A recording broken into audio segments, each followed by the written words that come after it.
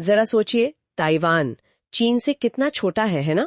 शायद 0.4%। हाँ, लगभग उतना ही। और फिर भी दुनिया के 90% हाई एंड चिप्स वही बनाते हैं। कमाल है। ये दिखाता है कि मैन्युफैक्चरिंग में कितना दम है, अपनी सुरक्षा तक पक्की कर लेते हैं इससे। बिल्कुल सही कहा। और इसी दम की तलाश में भारत कहाँ खड़ा है, आज हम इसी पर थोड़ी गहराई से बात कर रहे हैं। कुछ स्रोत हैं हमारे पास, खासतौर पर एक लेख जिसका शीर्षक है भारत विनिर्माण से सुरक्षा और समृद्धि। हाँ, उसी के अंशों पर हम ये चर्चा कर रहे हैं। समझने की कोशिश करेंगे कि भारत के मैन्युफैक्चरिंग सेक्टर का क्या हाल है, क्या संभावनाएं हैं और कहाँ दिक्कतें आ रही हैं। और शुरुआत में ही एक थोड़ी उलझी हुई बात सामने आती है। हाँ, वही जीडीपी वाला आंकड़ा। जनवरी मार्च में भारत की जीडीपी ग्रोथ तो अच्छी रही, 7.4%, चीन से भी बेहतर, उनके 5.4% के मुकाबले। बिल्कुल, लेकिन मैन्युफैक्चरिंग वो सिर्फ 4.8% बढ़ा। ये थोड़ा अजीब लगता है ना? हाँ, ये एक अहम पॉइंट है जिस पर स्रोत ध्यान दिलाते हैं। ये जो 7.5% की ग्रोथ है वो सुनने में तो बहुत अच्छी लगती है, पर विश्लेषण बताता है कि इसका बड़ा हिस्सा सरकारी पैसे से हुए कंस्ट्रक्शन से आया है। अच्छा, रोड, बिल्डिंग्स वगैरह। हाँ, वो सब।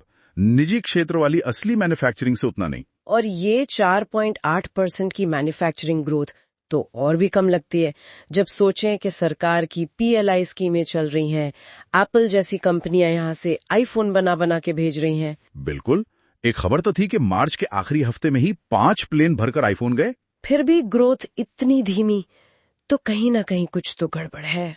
यहीं पर मैन्युफैक्चरिंग की अहमियत और साफ हो जाती है। देखिए, 2014 में मैन्युफैक्चरिंग हमारी जीडीपी का 15% हिस्सा था, और अब लगभग 10 साल बाद ये मुश्किल से 17% पर पहुंचा है, जबकि सरकार का लक्ष्य तो 25% का है। और चीन कहाँ है इस मामले में? चीन, जिसकी इकोनॉमी हमसे 4.5 गुना बड़ी है, वहां मैन्युफैक्चरिंग जीडीपी का 26% है, तो हम काफी पीछे हैं। तो ये जो 11.5% का लक्ष्य है, ये इतना जरूरी क्यों है? सिर्फ नंबर बढ़ाने के लिए? नहीं, बिल्कुल नहीं। स्रोत इसे सीधे सीधे गरीबी कम करने से जोड़ते हैं। देखिए, अगर भारत को लंबे समय तक सस्टेनेबल तरीके से गरीबी घटानी है, तो हमें लगातार 8% की ग्रोथ रेट चाहिए। और अभी हम कहाँ हैं? अभी जो अनुमान है वो 6.5% के आसपास है। तो ये जो गैप है, इसे भरने के लिए मैन्युफैक्चरिंग का तेजी से बढ़ना बहुत जरूरी है। स्रोत यही इशारा कर रहे हैं। और इसकी जरूरत सिर्फ आर्थिक नहीं है ना? दोहरी वजह है शायद। हाँ, बिल्कुल। स्रोत 2 मुख्य वजहें गिनवाते हैं। पहली तो कह लीजिए राजनीतिक। देश में करोड़ों युवा हैं, उनके लिए अच्छी नौकरियां कहां से आएंगी? सही बात है। ये जो जीसीसी वगैरह है या दूसरे व्हाइट कॉलर जॉब्स, वो सबके लिए तो नहीं हो सकते। एग्जैक्टली। और दूसरी वजह, जो शायद आज के समय में और भी ज्यादा जरूरी है, वो है सुरक्षा, आत्मनिर्भरता। अच्छा। हाँ, स्रोत ऑपरेशन सिंदूर जैसी हालिया घटनाओं का जिक्र करते हुए कहते हैं कि भारत जैसे बड़े देश को अपनी रक्षा जरूरतों के लिए, ड्रोन, लड़ाकू जहाज, मिसाइल शील्ड, इन सब के लिए दूसरों पर निर्भर नहीं रहना चाहिए, आत्मनिर्भर बनना ही होगा। ये बात तो सही है, लेकिन लेख में एक चेतावनी भी है, जहां तक मुझे याद है, कि सिर्फ चीजों को यहाँ लाकर जोड़ देना, असेंबल कर देना, वो काफी नहीं है। बिल्कुल सही। जैसे मान लीजिए आईफोन बन रहे हैं, ये अच्छी शुरुआत है, पर इससे हम ताइवान जैसी मैन्युफैक्चरिंग सुपर पावर नहीं बन जाएंगे। तो फिर क्या करना होगा? असली ताकत तो डिजाइन, इनोवेशन और हाई वैल्यू मैन्युफैक्चरिंग से आती है।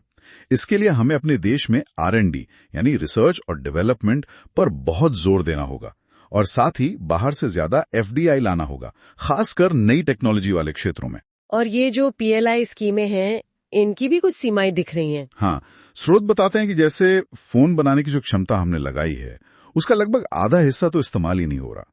कैपेसिटी यूटिलाइजेशन कम है। ये सब तो चुनौतियां हो गई। क्या स्रोत कोई रास्ता भी सुझाता है? कोई ऐसा उदाहरण जहां भारत में ही ये चीज बेहतर तरीके से हो रही हो? हाँ, एक पॉजिटिव उदाहरण दिया है तमिलनाडु का। अच्छा, तमिलनाडु। हाँ, लेख के मुताबिक तमिलनाडु आज अकेला ऐसा बड़ा राज्य है जहां मैन्युफैक्चरिंग राज्य की GSDP का 25% है। जो राष्ट्रीय लक्ष्य है वो उन्होंने हासिल कर लिया। अरे वाह! उन्होंने कैसे किया ये? उन्होंने वही किया जो जरूरी था। इंडस्ट्री को जैसी स्किल्ड मैन पावर चाहिए, जैसे नियम कानून चाहिए जो सपोर्टिव हों, और जैसा इंफ्रास्ट्रक्चर चाहिए, वो सब मुहैया कराया। एक तरह से इंडस्ट्री की जरूरतों को समझा और पूरा किया। के लिए मैन्युफैक्चरिंग का पहिया तेज घूमना बहुत जरूरी है। बिल्कुल। लेकिन सिर्फ असेंबली लाइनें लगाने से काम नहीं चलेगा। हमें इनोवेशन चाहिए, R&D चाहिए, सही निवेश और ऐसी पॉलिसीज चाहिए जो जमीनी हकीकत से जुड़ी हो। वो एकदम सही।